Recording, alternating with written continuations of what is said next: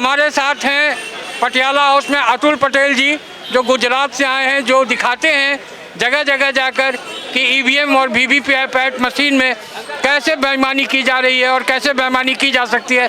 बताइए, आपको ये प्रेरणा कहाँ से मिली कि ये करना चाहिए और ये किस सॉफ्टवेयर से होता है? 2014 के चुनाव के परिणाम देखे, जब से नरेंद्र भाई मोदी मुख्यमंत्री से प्रधानमंत्री बने, वो समय से हमें शक होने लगा कि कुछ तो गलत हो रहा है देश में और चुनाव में। बाद में बहुत चुनावों का अभ्यास किया, वो अभ्यास के दौरान भी पता चला कि जो रिजल्ट आने चाहिए वो आते नहीं है। ईवीएम में मैनिपुलेशन हो रहा था, इसलिए सुप्रीम कोर्ट ने वीवीपैट लगाने का आदेश दिया। डॉक्टर सुब्रमण्यम स्वामी और जीएम नरसिम्हा ने जो पीआईएल सुप्रीम में किया था उसके हिसाब से।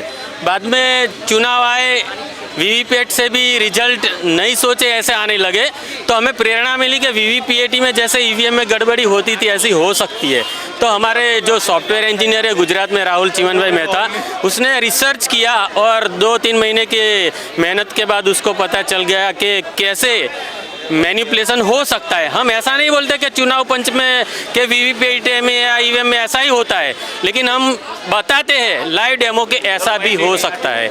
और वोट देते हैं किसको, और आपको दिखाती भी है पर्ची जिसको देते हो, लेकिन पर्ची दूसरी कैसे छपती है और कहाँ वोट चला जाता है, वो हमने कोशिश किया है पूरे देश को बताने का। आपका मैंने एक डेमो देखा है, उस डेमो में आप बताते हैं कि आपको पुरानी पर्ची दिखाई जाती है, तो इस पर्ची को कौन बाद में प्रिंट करता है? अरे वो तो प्रिंटर रहता है छोटा सा, जैसे हम बिल बनाने का प्रिंटर आता है, थर्मल प्रिंटर। वो प्रिंटर के अंदर 3x3 करीब इंच की पर्ची छपती है, और वो छपने नहीं छपने का क्वेश्चन नहीं है। क्वेश्चन सबसे बड़ा है कि पहले ट्रांसपेरेंट ग्लास था वीवीपैट के डब्बे के आगे, और 2000 हमें पता चला जून 2017 में करीबन, तो ग्लास एकदम डार्क कलर का और मिरर कर दिया गया। तो काले कांच के पीछे दानत कैसी होती है वो सबको पता है, क्योंकि हम 4 व्हीलर पे भी जो फिल्म होती है वो प्रशासन हमें हटाते हैं, क्योंकि काले पर्दे के पीछे आप कुछ काला काम न कर सको।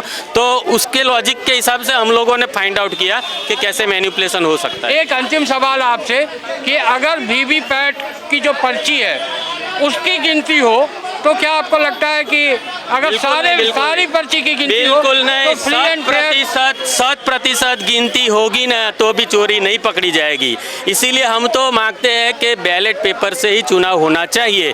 और दूसरी बात, जनता को चॉइस भी देनी चाहिए। जिसको ईवीएम में विश्वास है वो उसको ईवीएम दे दो, लेकिन जिसको ईवीएम में विश्वास नहीं है, बांग्लादेश जैसे छोटे देश ने भी आज बैलेट पेपर ला दिया, उसको बैलेट का ऑप्शन देना चाहिए। आप एक चीज़ बताइए पटेल जी, इतना कम समय लोकसभा चुनाव में बचा है, क्या आपको लगता है कि इतनी जल्दी जो है एक नई प्रणाली हो सकती है और आप लोगों की मांग जो है पूरी हो सकती है?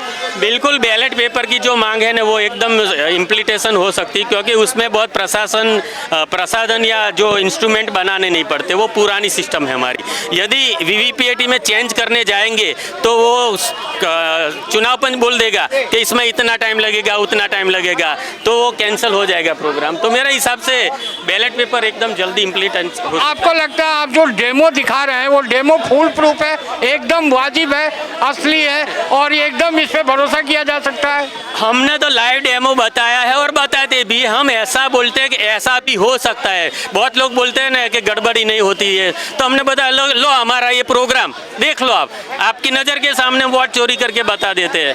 ये प्रोग्राम कौन सा है? ये प्रोग्राम का मुझे मालूम नहीं, क्योंकि मेरा सब्जेक्ट नहीं है। ये सॉफ्टवेयर इंजीनियर जो है हमारे राहुल भाई मेहता, उसने बनाया है।